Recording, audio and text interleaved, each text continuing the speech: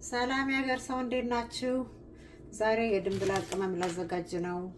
የድንብላል ቅመም ለብዙ ነገሮች ይጠቅመናል። ለሽሮ፣ ለበርበሬ ይገባል፣ ለዳቦ፣ ለሳምቡሳ ለመሳሰሉት ይገባል። ጥሩ ቃናና ሽታ ነው ያለው። ፍሬው ይሄንን ይመስላል። የማሽላ ፍሬ ነው የሚመስለው። እኔ ኤጂያን ስቶር ሄጄ ነው የገዛሁት። ኮሪንደር ሆል ይላል እና ይሄ ኮሪንደር ሲድስ ወይም ደግሞ የድንብላል ፍሬ ለቅመም እንዴት ነው የምናዘጋጀው የሚለውን እኔ ለራሴ ለዳቦ ላዘጋጅ ነው። የዳቦ ቅመሞች ብዙ ናቸው። አንዱ ግን ይሄ ነው።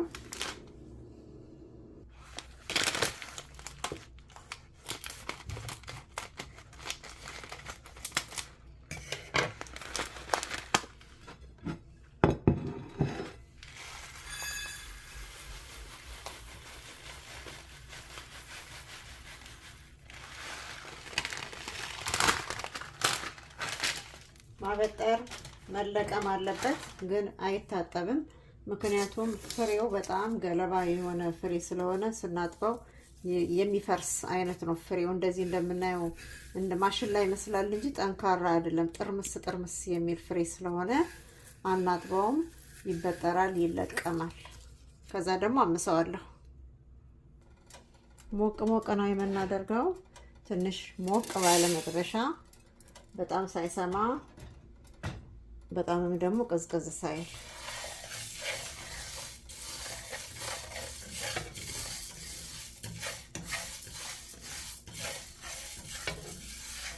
አመስ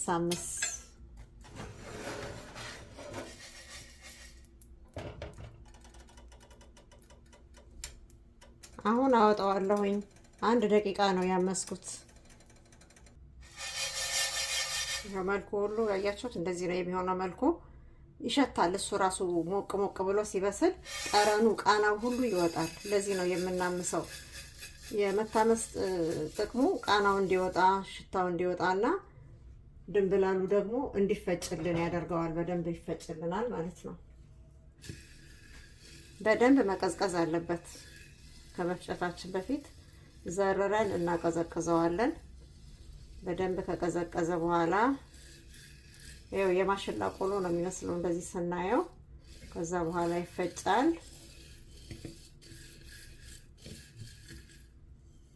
እስከሚቀዘቅዝ ጠብቃለሁ። አሁን ቀዝቅዟል። መቀዝቀዝ አለመቀዝቀዙን የምናውቀው በእጃችን እንደዚህ ነክተን ነው። ስንነካ መቀዝቀዝ አለበት። ካለበለዚያ ስንፈጨው ጭፍልቅ ነው የሚለው። ለመፍጫችንም ጥሩ አይደለም። እኔ በዚህ በቡና መፍጫ ነው የምፈጨው። በደንብ ነው ይሄ ቡና መፍጫ የሚጠቅመንና የሚፈጭልን። ከፈጨው በኋላ ደግሞ አልነፋውም፣ አይነፋም። ኮሪንደር ወይም ይሄ ድንብላል ቅመም አይነፋም። እየቀነስኩኝ በትንሹ ነው የምፈጨው።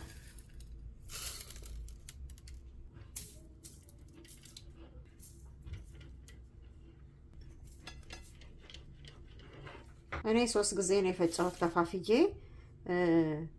በቃ ድንብላል ቅመም ስናዘጋጅ ኮሪንደር ፓውደር ማለት ነው ስናዘጋጅ፣ አንደኛው አይታጠብም። ቅመሙ በጣም ገለባው ስስ ስለሆነ ውሃ ገብቶበት ፍርክስክስ ስለሚል ድንብላል አይታጠብም። ጥሬውን አይቆላም፣ ታምሶ ነው የሚቆላው።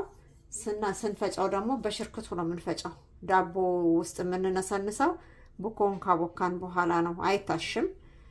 ዳቦውን አሽተን ስንጨርስ ካናትን እነሰንስና ልንጋግር ስንል ቀላቅለን መጋገር ነው ማለት ነው።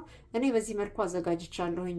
የድንብላል ቅመም ዳቦ ለመጋገር ነው። ዳቦውን ደግሞ ስጋግር አሳያችኋለሁኝ። ላይክ፣ ሰብስክራይብ፣ ሼር አድርጉ። አመሰግናለሁ። ደህና ዋሉ።